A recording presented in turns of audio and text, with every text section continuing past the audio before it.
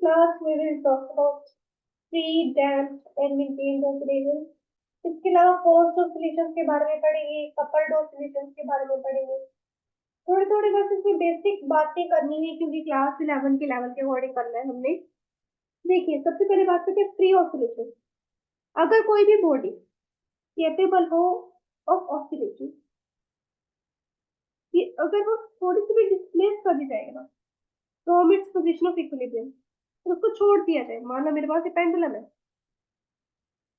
Capable है oscillation से, pendulum और स्प्रिंग तो केपेबल ही होते हैं हमेशा। उसको थोड़ा सा डिस्प्लेस कर दिया और उसको छोड़ दिया तो अपने आप ऑसिलेट करना स्टार्ट कर देगी विद इट्स ओन फ्रीक्वेंसी। उसको हम बोलते हैं फ्री ऑसिलेशन। तो इसकी मैं डेफिनेशन लिखवा देती हूँ आपको। फ्री ऑसिलेशन जैसे है वही जो मैंने अभी बताया। If a body capable of oscillation capable of oscillation is slightly displaced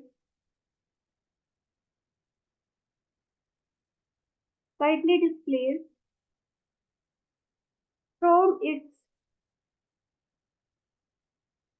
position of equilibrium and left to itself, it starts oscillating with a frequency of its own। इस तरह के ऑसिलेशन को हम कहते हैं फ्री ऑसिलेशन। तो जो frequency जिससे वो बॉडी फ्रीली ऑसिलेट कर रहे हैं उसको हम नेचुरल फ्रीक्वेंसी कहते हैं। नेचुरल फ्रीक्वेंसी को हम न्यू नॉट से मेंशन करेंगे, which is 1/2 pi under root E upon M. ठीक है, हमारे पास स्प्रिंग फैक्टर या फोर्स कांस्टेंट, एम हमारे पास मास है। ठीक है, तो कुछ इंपॉर्टेंट फीचर्स हैं फ्री ऑसिलेशन के। मान लो कोई भी डिसिपेटिव फोर्स एक्ट नहीं करी, no there is no dissipative force, जैसे जो बॉडी है वो कांस्टेंट एम्पलीट्यूड के साथ और फिक्स्ड फ्रीक्वेंसी के साथ ऑसिलेट करती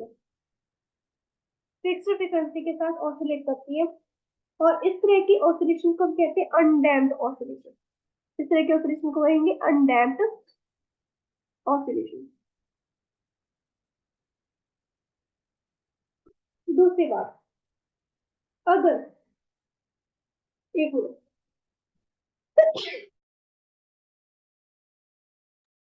सॉरी, एकदम से छींके आ गई, ठंड बढ़ गई है, एकदम से बारिश आ रही है। तो ये जो एम्पलीट्यूड है ऑसिलेशन की वो डिपेंड करती है on the energy supplied initially to the oscillator. Initially उसको जितनी एनर्जी मिली थी उसके ऊपर डिपेंड करेगी उसकी एम्पलीट्यूड। यानी कि अगर जोर से धक्का लगा दोगे, ज्यादा वर्क करोगे तो उतनी ज्यादा उसकी एम्पलीट्यूड होगी। अगर कम वर्क डन करोगे तो उतनी ही कम एम्पलीट्यूड होगी। यानी कि जितना वर्क डन हो रहा है उतनी हमारे पास एनर्जी सप्लाई हो रही है। ठीक है, तो आगे बढ़ते हैं। आगे जो नेचुरल फ्रीक्वेंसी है ऑसिलेशन की, ये ऑसिलेटर की, वो किसके ऊपर डिपेंड करती है? मास के ऊपर डिपेंड करेगी, रीस्टोरिंग फोर्स के ऊपर डिपेंड करेगी। इसके अलावा आप कह सकते हो उसके डायमेंशन के ऊपर डिपेंड करेगी। ठीक है, अब देखिए अगर मैंने फ्री ऑसिलेशन या अनडैम्प्ड ऑसिलेशन को ड्रॉ करना है तो कैसे ड्रॉ करूंगी? यहाँ पर है प्लस से, यहाँ पर है माइनस से। ये ऑसिलेशन इस तरह से स्टार्ट होंगी, ऐसे। क्यों ऐसे स्टार्ट होंगी? क्योंकि एम्पलीट्यूड भी फिक्स है ना, और मेरे पास फ्रीक्वेंसी भी फिक्स है। जैसे मेरे से गंदा बन गया ये, तो दोबारा बनाती हूँ। एम्पलीट्यूड भी फिक्स है और फ्रीक्वेंसी भी फिक्स है, तो ये इस तरह से ऑसिलेशन शुरू होती है हमारी, ऐसे। ये होती है हमारे पास डैम्प्ड, सॉरी अनडैम्प्ड या फ्री ऑसिलेशन, ठीक है। तो ये ऐसे जाएगा, मेरे से बस थोड़ा पेन हो गया ये। यहाँ पर मेरे पास टाइम के लेक्चर है। एग्जाम्पल कैसे, क्या सबूत है कि ऐसे ऑसिलेशन होती है। मेरे पास कोई भी ट्यूनिंग फॉर्क है, उसकी प्रॉन्ग में जब वाइब्रेशन आती है, जब उसको रबर पैड के फेस से बराबर करते हैं, वो मेरे पास क्या है, वाइब्रेशन लिख देती हूँ। Vibration of the prong of a tuning fork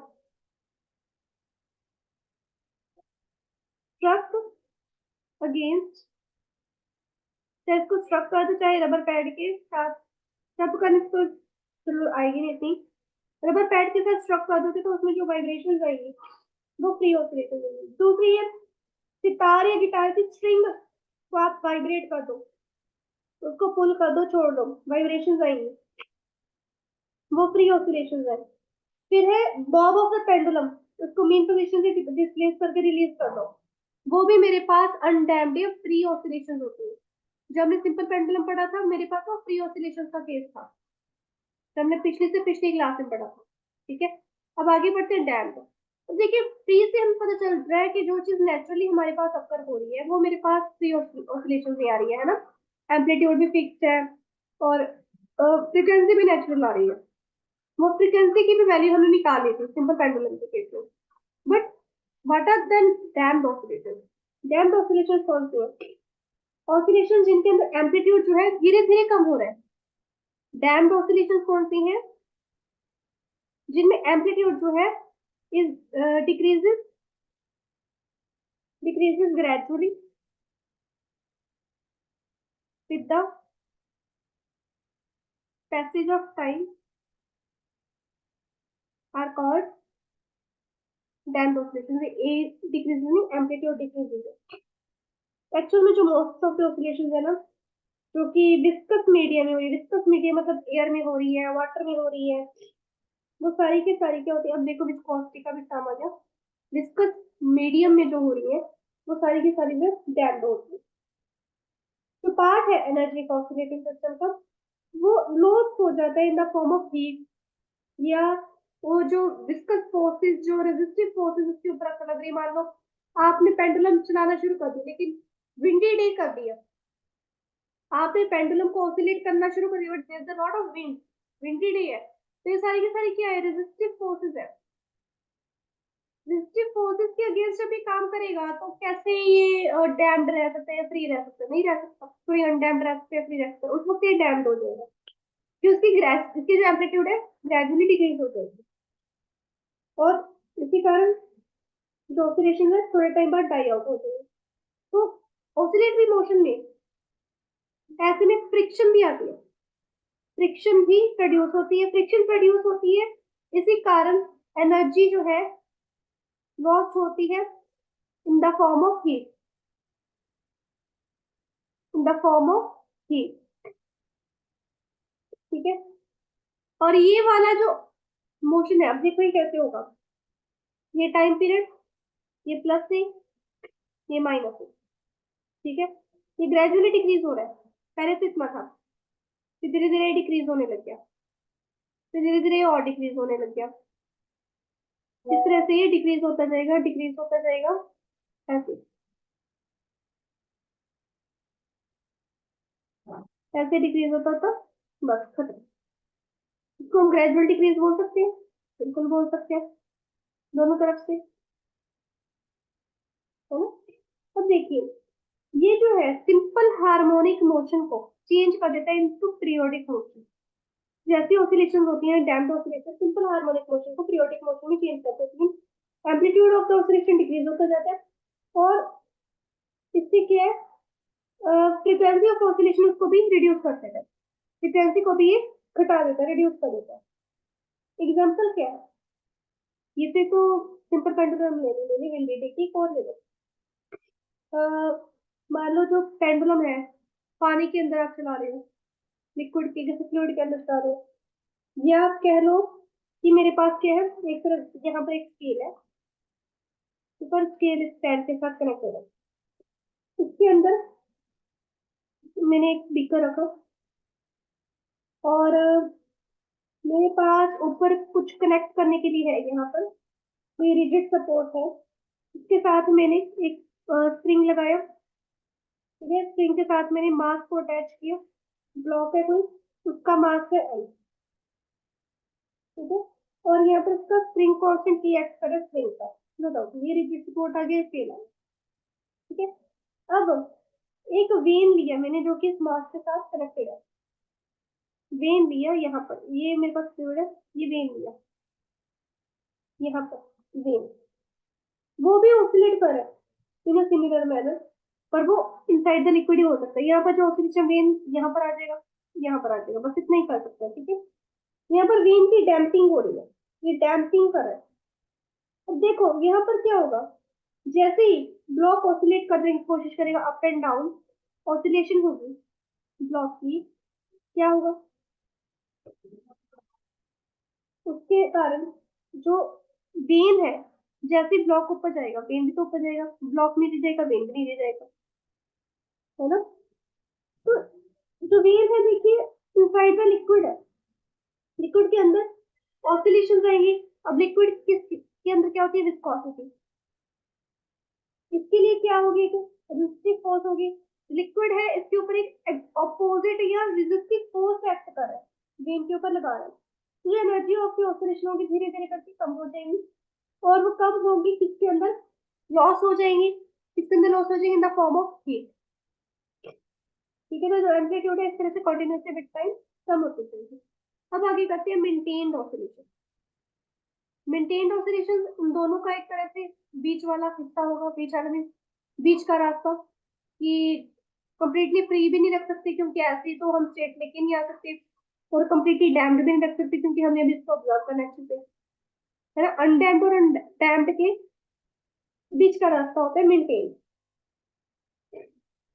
maintain oscillation. क्या होता है इसमें, अगर कोई भी if 2n, देखो, if 2n oscillating system energy is continuously supplied from outside at the same rate at which the energy is lost by it, then its amplitude, मेरी writing गंदी हो रही है क्योंकि मेरा हाथ अब थक चुका है लिख लिख के, amplitude can be maintained constant। देखिए, मान लो मेरे पास कोई भी ऑसिलेटिंग सिस्टम है, उसकी जो एनर्जी है उसको बार बार दी जा रही है, क्योंकि पता है देखो ऐसा एनवायरनमेंट या सराउंडिंग क्रिएट करना कि उसके अनडैम्प्ड ऑसिलेशन, उसकी ऑसिलेशन को पॉसिबल है, डैम्पिंग होगी, डैम्पिंग नो डाउट होगी, एयर रेजिस्टेंस आएगी, फ्लूइड रेजिस्टेंस आएगी, तो हमने क्या कॉन्टिन्यूस उसको एनर्जी प्रोवाइड करते रहनी है, करते रहनी चाहिए। इतने रेट पे मेरे पास एनर्जी लॉस हो रही है, इतनी मैंने एनर्जी प्रोवाइड कर दी, ताकि एम्पलीट्यूड जो है कांस्टेंट रहे, उसको मेंटेन करके रखें। तो इस तरह के सिस्टम को हम क्या कहते हैं, मेंटेन्ड ऑसिलेशन वाला सिस्टम। और इस सिस्टम के अंदर जो ऑसिलेशन होगी, ये ऑसिलेट करे जो ये सिस्टम, उसकी अपनी नेचुरल फ्रीक्वेंसी होगी, जैसे हमारे पास फ्री ऑसिलेशन है, जैसे कि oscillation of balance wheel of a watch, जो हमने पिछली क्लास में पढ़ा था। वॉच को ना तो मैं हवा में डाल दूं ना पानी डाल दूं, खोल के तो रखी रही हूँ, बंद घड़ी है, तो उसके अंदर मेंटेन ऑसिलेशन होती है। मान लो मेरे पास इलेक्ट्रिकली मेंटेन्ड ट्यूनिंग फोर्क है, वो भी मेंटेन्ड ऑसिलेशन है। ठीक है, इसके अलावा कोई भी बच्चा है, वो झूला झूल रहा है, कोई भी बच्चा है वो झूला झूल रहा है कॉन्टिन्यूसली स्ट्रिंग के ऊपर, तो वो जो ऑसिलेशंस आएंगी वो कौन सी होंगी, मेंटेन्ड ऑसिलेशंस होंगी, है ना। उसमें हम कॉन्टिन्यूसली देखो, जब झूला थोड़ा सा स्लो होना शुरू होता है, बच्चा हो चाहे आप हो, आप क्या करोगे, जमीन पे पैर लगा के फोर्स लगाओगे उसको वापस से उस पोजीशन में लेके आने के लिए, so that kind of oscillation is what maintained oscillation. अब आगे बढ़ते हैं forced and resonant oscillation. Forced oscillation क्या होते हैं? When a body when a body oscillates under the influence of an external periodic force, external periodic force,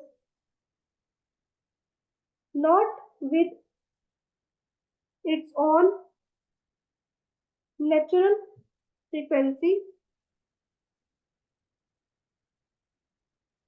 but with the frequency of external periodic force.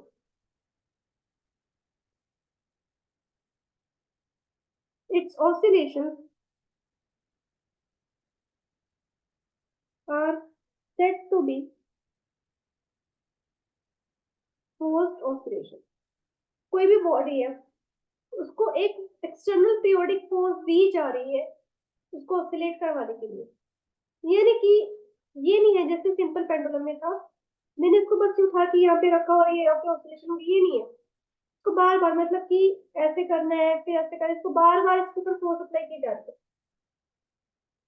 तो वो अपनी natural frequency से नहीं oscillate कर रहा, ये फोर्स के दबाव में आकर, जैसे कि अब आपके पास इंटरनल मोटिवेशन तो आनी रही है पढ़ने की, आपको बार बार बताया जा रहा है पढ़ लो पढ़ लो पढ़ लो, तभी आपके अंदर ऑसिलेशन आ रही है पढ़ने की, है ना। तो आपके अंदर नेचुरल फ्रीक्वेंसी नहीं है, बहुत बच्चों में है, मान लो आपके अंदर है, मान लो कुछ बच्चे हैं उनके अंदर नेचुरल फ्रीक्वेंसी नहीं है, तो उनको फोर्स किया जा रहा है। फोर्स नहीं किया जा रहा मतलब कि एक्सटर्नल फोर्स प्रोवाइड की जा रही है, मोटिवेशन दी जा रही है कि पढ़ोगे तो ये बन जाओ, ठीक है। तो इस तरह की ऑसिलेशन को हम क्या कहते हैं? फोर्स ऑसिलेशन, कि उनको बार बार फोर्स प्रोवाइड की जा रही है, under the influence of that external periodic force ही वो बॉडी ऑसिलेट कर रही है, वरना नहीं करेगी। जैसे कि मान लो मेरे पास वाइब्रेटिंग ट्यूनिंग फोर्क है, उसकी जो स्टेम है उसको मैंने टेबल के अगेंस्ट प्रेस कर दिया, जो भी ट्यूनिंग फोर्स है, सॉरी ट्यूनिंग फॉर्क है, उसकी स्टेम को मैंने यहाँ पे टेबल के अगेंस्ट प्रेस कर दिया, बहुत ज्यादा लाउड साउंड मुझे सुनने को मिलेगी। क्यों? क्योंकि जो पार्टिकल्स ऑफ द टेबल है वो फोर्स कर रहे हैं, they are force to vibrate. इसके अंदर के टेबल के पार्टिकल्स, इसकी साउंड नहीं होगी, टेबल से जैसे आप अटैच करोगे टेबल की साउंड सुनने को मिलेगी आपको। क्योंकि जो टेबल है वो नहीं ऑसिलेशन कर रहा, ट्यूनिंग फोर्क ऑसिलेशन कर रहा है। तो जो टेबल की पार्टिकल्स उनको जबरदस्ती उनको कहा जा रहा है कि भाई ऑसिलेट करो, ये भी ऑसिलेट करे तुम भी ऑसिलेट करो, ठीक है। तो यहाँ पे मेरे पास क्या आ गया, अब टेबल की तो अपनी कोई फ्रीक्वेंसी ही नहीं है ना, ट्यूनिंग फोर्क की है, तो ट्यूनिंग फोर्क की फ्रीक्वेंसी के प्रभाव में आकर, इन्फ्लुएंस में आकर टेबल के पार्टिकल्स को ऑसिलेट कर रहे हैं, that kind of oscillation is force oscillation. यह मेरे पास स्ट्रिंग का एक फ्री एंड है ऑफ अ सिंपल पेंडुलम, उसको मैंने हाथ में पकड़ लिया और जो पेंडुलम उसको ऑसिलेट करवा रही हूँ धक्के से, मान लो यहाँ पे मैंने हाथ से इसको पकड़ा हुआ है, ठीक है, स्ट्रिंग को, और मैंने यहाँ पे नहीं फोर्स लगाई, मैंने यहाँ पे फोर्स लगाई, इसको आगे पीछे घुमा रही हूँ, जैसे डोरी के साथ आप पत्थर को बांध बांध लेते हो, कोई भी डोर है कोई भी धागा उसको अपने छोटे से पत्थर से कंकड़ से बांध रही है और उसको आप गोल गोल घुमा रहे हो सेंट्रीपिटल फोर्स क्रिएट करने के लिए, वो सेंट्रीपिटल फोर्स क्रिएट करने के बजाय आप इस तरह से इसको घुमाने की कोशिश करो, क्या हुआ? फोर्स ऑसिलेशन रहेगी। जैसे आप छोड़ दोगे और इसको ऑसिलेट करवाना छोड़ दोगे थोड़ा टाइम बाद ये भी हट जाएगा, ठीक है। फिर जो है साउंड बोर्ड होते हैं, सारे के सारे जो स्ट्रिंग म्यूजिकल इंस्ट्रूमेंट्स होते हैं ना, जैसे सितार वायलिन गिटार, उनके जो साउंड बोर्ड है उनके अंदर फोर्स ऑसिलेशन होती है, और जो फ्रीक्वेंसी ऑफ ऑसिलेशन होती है वो नेचुरल फ्रीक्वेंसी ऑफ ऑसिलेशन की इक्वल होती है, ठीक है। अब मान लो मेरे पास कोई एक्सटर्नल पीरियोडिक फोर्स है, उसकी फ्रीक्वेंसी है न्यू। अब इसी में ले लेते हैं, ये वाला ट्यूनिंग फोर्स वाला एग्जांपल लेते हैं। मेरे पास जो है उसको मैंने टेबल के साथ रख दिया था, जो मेरे पास external periodic force of frequency है वो है न्यू, वो अप्लाई की जा रही है टू एन ऑसिलेटर जिसकी नेचुरल फ्रीक्वेंसी है न्यू नॉट। ये नेचुरल क्या है? नेचुरल का है और ये फोर्स का है, क्लियर। इनिशियली जो है बॉडी ट्राई करेगी वाइब्रेट करने का with its own natural frequency, पर जब उसको फोर्स अप्लाई की जा रही है तो दैट मीन्स बॉडी को क्या कहा जा रहा है कि तुमको फ्रीक्वेंसी मिल रही है, तुमको करना क्या है, बस ऑसिलेट करना है, वाइब्रेशन क्रिएट करनी है। जब फ्री वाइब्रेशन जो बॉडी है, बॉडी की जो ये जो अब देखो कब तक ये ऑसिलेट करते रहेगा, फिर इसके फ्री ऑसिलेशन डाई होनी शुरू हो जाएंगे। जब ये डाई आउट होना शुरू कर जाएगा तब क्या होगा, जो बॉडी है एक कांस्टेंट एम्पलीट्यूड के साथ with the frequency of driving force थोड़े टाइम के लिए वाइब्रेट करेगी। और उस स्टेडी स्टेट में जो rate of loss of energy होगा वो किसके थ्रू होगा, फ्रिक्शन के थ्रू होगा, which is equal to the जो rate of loss of energy through friction होगा। देखो दोनों में फ्रिक्शन तो बेसिक सी बात है, डेवलप तो होगी, दोनों एक दूसरे को अपोज करेंगे। जो लॉस ऑफ एनर्जी है थ्रू फ्रिक्शन क्या होगा, इक्वल होगा to the rate at which you can say energy is fed to the oscillator by driver। Driver कौन है, गाड़ी वाला ड्राइवर ही जो ऑसिलेशन जिसको मिल रही थी, जो दे रहा था, ठीक है, इसमें ड्राइवर ही है ट्यूनिंग फोर्क, ठीक है। तो इस वक्त में क्या होगा, मेरे पास जो एम्पलीट्यूड आएगा और जो फ्रीक्वेंसी आएगी वो कैसे आएगी, मान इस तरफ मेरी फ्रीक्वेंसी जा रही है और एक क्या होगा एकदम से तो ये चीज बढ़ेगी, नेचुरल फ्रीक्वेंसी पीक पे होगी, फिर धीरे धीरे करके क्या कम होनी शुरू हो जाएगी और डाई आउट हो जाएगी। तो पीक पे जो है मेरे पास वो कौन सी है, न्यू लो है, नेचुरल फ्रीक्वेंसी, ठीक है। अब आगे बढ़ते हैं रेजोनेंट ऑसिलेशन। रेजोनेंट ऑसिलेशन में क्या होता है, एक पर्टिकुलर केस है फोर्स्ड ऑसिलेशन का जिसमें जो फ्रीक्वेंसी है, frequency of a driving force is equal to its natural frequency is equal to its natural frequency of the oscillator itself and the amplitude of oscillation is very large।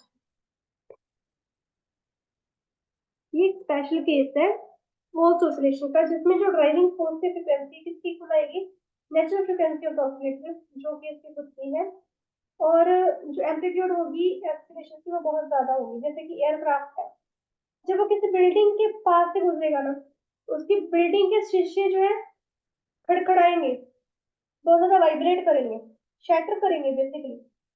तो जो अगर natural frequency है Windows की match कर जाए तो the frequency of sound waves जो aircraft का इंजन भेज रहा है उसके कारण हो रहा है। तो देखो पंजाब में देखो बुलेट का बड़ा ट्रेंड है, अगर ये किसी घर के फ्रंट वाले पोर्शन में बहुत सारी खिड़कियां लगी हो और बुलेट के अंदर जो साउंड वेव्स पूरा उसका साइलेंसर को करवा रखा उन्होंने, तो जो साउंड वेव्स होंगी इतनी हार्ड होंगी, जो हाँ मतलब कितनी हाई होंगी साउंड वेव्स, जो घर के आगे वाले शीशे हैं जो कि हमारे घर में मुझे पता है चलते देखने को, वो बार बार शटर करने से मतलब बहुत ज्यादा खड़खड़ाने लग जाती खिड़कियां। किसके कारण है, दोनों की फ्रीक्वेंसी मैच कर रही है, इसके कारण है। फिर एयर कॉलम है, एयर रेजोनेंस ट्यूब, वो प्रोड्यूस करते लाउड साउंड जब उसकी फ्रीक्वेंसी मैच करती है to that of a tuning fork. एक एग्जांपल ले लो, कोई भी ग्लास टम्बलर है, ठीक है, ये कोई चाइना वेयर है उसका पीस है, उसको शेल्फ के ऊपर रख दो और उसके अंदर अगर रेजोनेंट वाइब्रेशन आ जाए थ्रू अ नोट, या कोई भी आपने ग्लास टम्बलर के साथ कुछ नोट प्ले कर दिया, कोई किसी भी तरीके से म्यूजिक उसमें डालने की कोशिश की जिससे वाइब्रेशन करेगी, ठीक है। तो इसका एक एक्सपेरिमेंटल इलस्ट्रेशन आप ले सकते हो कि मान लो मेरे पास ना एक इलास्टिक स्ट्रिंग है, ये है मेरे पास इलास्टिक स्ट्रिंग, इसका नाम दे दो पी क्यू। इसके अंदर मैंने ऑसिलेशंस लगा दिए, ऑसिलेटर्स लगा दिए, तो है ए, ठीक है, उससे छोटा बी, उससे छोटा सी और सबसे बड़ा डी, इस तरह। 4 ऑसिलेटर लगा दो, चारों को ऑसिलेशन पे लगा दोगे। जो ऑसिलेशन होगी बी सी और डी की वो तो होगी फोर्थ, ठीक है। जो पेंडुलम होगा बी एंड डी, देखो ए स्टार्ट करेगा ना ऑसिलेशन, ये सारी की सारी फोर्थ होगी, ये नेचुरल होगी, ये नेचुरल होगी, चाहे डैम्ड है चाहे अनडैम्ड है, बट नेचुरल चाहे मेंटेन्ड है, तो बी सी और डी फोर्थ करेंगे यहाँ पे, ठीक है। तो एनर्जी जो है इलास्टिक स्ट्रिंग की वजह से तीनों में आपस में बांटी जा रही है, उसको ट्रांसफर की जा रही है। जो पेंडुलम होगा बी और डी, बी और डी की होगी, बी और डी ध्यान देखो, इनकी होगी स्मॉल एम्पलीट्यूड, इनकी एम्पलीट्यूड बहुत कम होंगी। क्यों? तो फ्रीक्वेंसी ऑफ बी है वो लार्जर देन दैट ऑफ ए, क्योंकि उसकी लेंथ कम है, और बी की स्मॉलर है than that of A due to larger length, length बड़ी है ना डी की, है तो इसका दोनों की सेम आती है। जो सी है, जितनी ए की ऑसिलेशन है उतनी सी की होंगी, मतलब कि दोनों की सेम एम्पलीट्यूड होगी। बी क्यों? दोनों की लेंथ तो सेम होगी, देखो दोनों की फ्रीक्वेंसी सेम है, क्योंकि जो दोनों है लार्जेस्ट एम्पलीट्यूड से ऑसिलेट कर रहे हैं, सी के अंदर रेजोनेंट ऑसिलेशन आ रहे हैं, ठीक है। सिमिलरली जो रेडियो रिसीवर होता है, रेडियो रिसीवर होता है, उसकी अगर हम ट्यूनिंग देखें, रेडियो रिसीवर की जो ट्यूनिंग है उसके अंदर प्रिंसिपल नहीं करता, वो है रेजोनेंस पे, रेजोनेंस पे ही प्रिंसिपल नहीं करता। क्या होता है, जो वेव्स है सारे स्टेशन की वो प्रेजेंट होती है अराउंड द एंटीना, मेरे पास कोई भी एंटीना है इस तरह से, इसी तरह से कुछ एंटीना बने तो उसके आसपास सभी जो वर्ल्ड के जो भी इसके आसपास के होते हैं स्टेशन होते हैं, उनकी वेव्स इसके पास आ रही होती है। जब हम ट्यून करते हैं अपने रेडियो को, तो पर्टिकुलर स्टेशन हमें एक पर्टिकुलर तरह की फ्रीक्वेंसी को सेट करना पड़ता है, जैसे कि 14.4 FM, 14.1 FM था कि कौन सा था अभी याद नहीं, जो काफी फेमस हुआ था।